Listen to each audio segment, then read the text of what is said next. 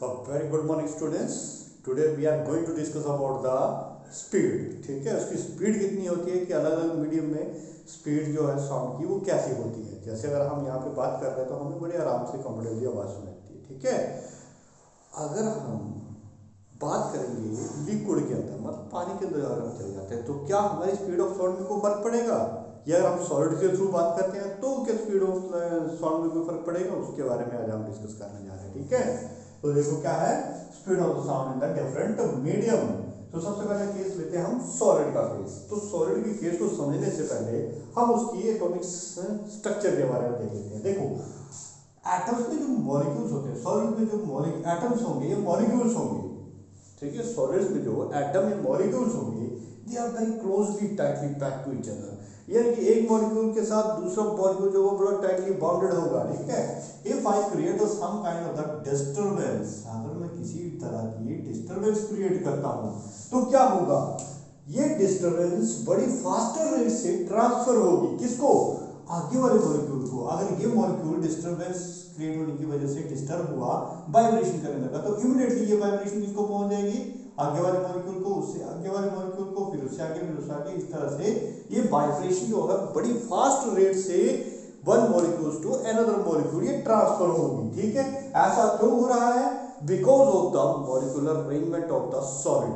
Solid जो होते हैं बड़े क्लोजली पैक्ड होंगे, अगर एक मॉलिक्यूल में डिस्टर्बेंस क्रिएट करूंगा तो इमीडिएटली वो दूसरे मॉलिक्यूल को भी डिस्टर्ब कर देगा। ठीक है, तो इसी की वजह से स्पीड ऑफ साउंड जो होती है सॉलिड के केस में बड़ी ज्यादा फास्ट ट्रेवल करती है। क्लियर होगी बात ये, यानी कि बाकी के मीडियम के कंपैरिजन में ये सबसे ज्यादा ट्रेवल करती है फास्टर। उसी तरह हम लिक्विड का केस लेते हैं, तो लिक्विड के केस में क्या होता है, इनके मॉलिक्यूल्स तो होते हैं, उनकी प्लस टाइटली बॉन्ड नहीं होता है, मतलब इनके बीच का मॉलिक्यूलर बॉन्डिंग इतना ज्यादा स्ट्रॉन्ग नहीं होता है, यानी कि थोड़े से स्पेस पर होते हैं एक दूसरे से। ठीक है, एक मॉलिक्यूल ये है तो इन दोनों के बीच में एक छोटा सा स्पेस आ जाएगा। देखो कैसे ये स्पेस बन रहा है, छोटा सा इन दोनों के बीच में एक मॉलिक्यूलर स्पेस बन जा रहा है, यहाँ पे भी स्पेस बन जा रहा है ये। ठीक है, तो इस स्पेस की वजह से क्या होता है, अगर हम यहाँ पे कोई वाइब्रेशन क्रिएट करते हैं, क्या करेंगे, वाइब्रेशन अगर हम क्रिएट करते हैं तो क्या होगा, ये मॉलिक्यूल डिस्टर्ब होगा, और जैसे ही डिस्टर्ब होगा तो आगे वाले मॉलिक्यूल को डिस्टर्ब करने के लिए थोड़ा सा टाइम में लैगिंग आ जाएगी as comparison to the solid के केस में। सॉलिड के केस में क्या होता है, जैसे ये डिस्टर्ब हो उसकी इमीडिएटली ये भी डिस्टर्ब हो, मतलब सारी अरेंजमेंट जो है एक साथ डिस्टर्ब होगी। बट लिक्विड के केस में ऐसा नहीं होता because of this space available in the molecules. ठीक है, मॉलिक्यूल्स के बीच में क्या होता है, छोटा सा स्पेस अवेलेबल होता है। जैसे मैं यहाँ पे वाइब्रेशन की इस मॉलिक्यूल को डिस्टर्ब किया तो ये मॉलिक्यूल थोड़े से वाइब्रेट हुआ, तब जाकर के इसने आगे वाले मॉलिक्यूल्स को एनर्जी ट्रांसफर की। ठीक है, क्योंकि दोनों के बीच का डिस्टेंस थोड़ा ज्यादा है इसलिए इसको थोड़ा टाइम लग गया।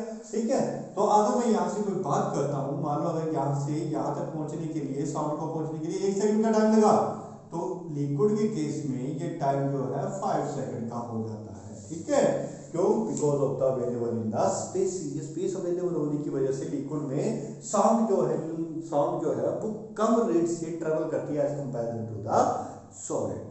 अगर हम बात करते हैं किसकी, गैसेस की बात करते हैं, तो गैसेस में मॉलिक्यूल तो और भी ज्यादा दूर हो जाते हैं। ठीक है, अगर यहाँ पे हम सराउंडिंग में बात कर रहे हैं तो ये सबसे कम है हमारी साउंड। ठीक है, as comparison to the other medium.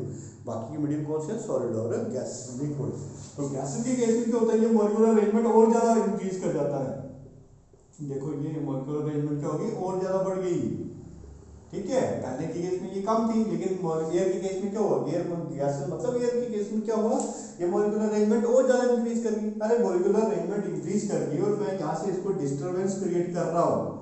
ठीक है, किसी भी तरह की डिस्टर्बेंस क्रिएट की तो ये मॉलिक्यूल वाइब्रेट होगा, यहाँ पहुंचेगा, तो बड़ा ज्यादा टाइम ले रहा है इसको वाइब्रेशन। ठीक है, तो मान लेते हैं ये टाइम जो है 20 सेकंड का ले रहा है, यानी कि ये साउंड जो है जब मैंने यहाँ से प्रोड्यूस की यहाँ तक पहुंचने के लिए उसको 20 सेकंड का टाइम लग गया। ये 20 सेकंड का टाइम क्यों लगा भाई, that is because of this distance of the molecules are very larger in comparison to the solid as well as the liquid. So we can conclude that after discussing this, the speed of the sound, ठीक है, speed of the sound in solid, किसकी, sound की speed किसमें, solid में, is greater than that of the speed of the sound in the liquid, is greater than that of the speed of the sound in the gases. तो यहाँ से हम ये conclusion निकाल सकते हैं कि जो स्पीड होती है साउंड की सॉलिड की केस में सबसे ज्यादा होती है, उससे कम लिक्विड के केस में होगी और सबसे कम किसमें होगी, गैसेस के केस में होगी। और ये सारा किसकी वजह से होता है, ये सारा होता है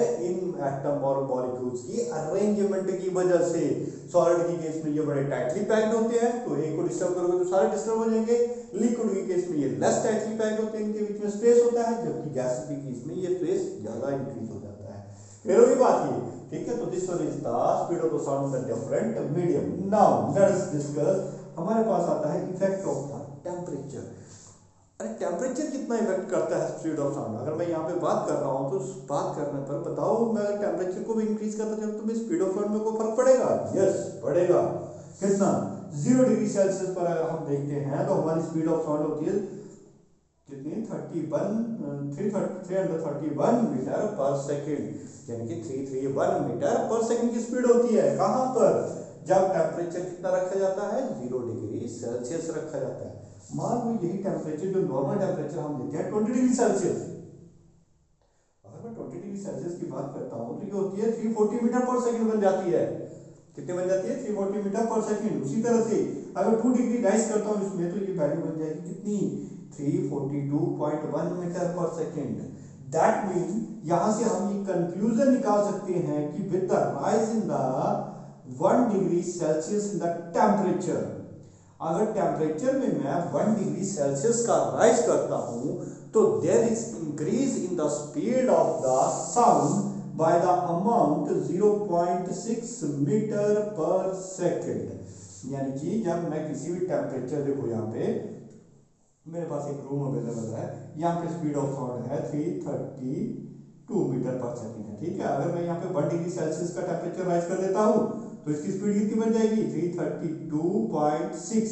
0.6 टेम्परेचर जो है इंक्रीज करता है with the rise in the 1 degree Celsius of the temperature. Clear हुई बात? ये स्पीड जो है वो इंक्रीज कर रही है, किसके?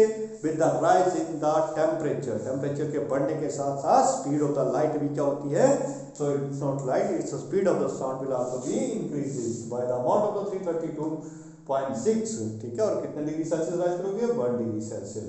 So this one is all about the speed of the sound in the different medium as well as the effect of the temperature on the speed of the sound. Thank you all.